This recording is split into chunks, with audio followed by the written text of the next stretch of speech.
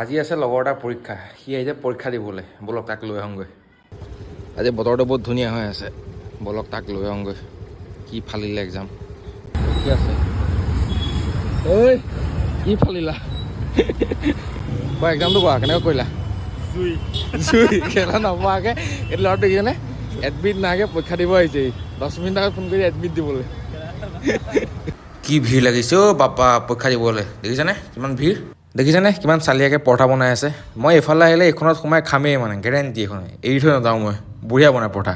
Exam ভাল হোৱাৰ কাৰণে পাৰ্টি দি আছে, পৰঠা পাৰ্টি দি আছে।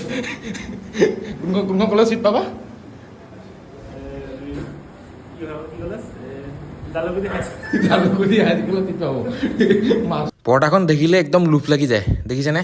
ইয়ে পাৰ্টি দিছে আজি মোক পৰীক্ষাৰ কাৰণে। আলু ভাজি দিয়ে, দেন আনি বুটৰ চব্জি, চাটনি আৰু লগত এটা অমলেট। তাতছে আৰু বেছি কি লাগিছে? কি মজা লাগে না পৰঠাটো। মোৰ দেখোন আকৌ ভোক লাগিছে, খাই আহোঁগৈ দেই। বাই বাই, নেক্সট ভিডিঅ'ত আকৌ লগ পাম।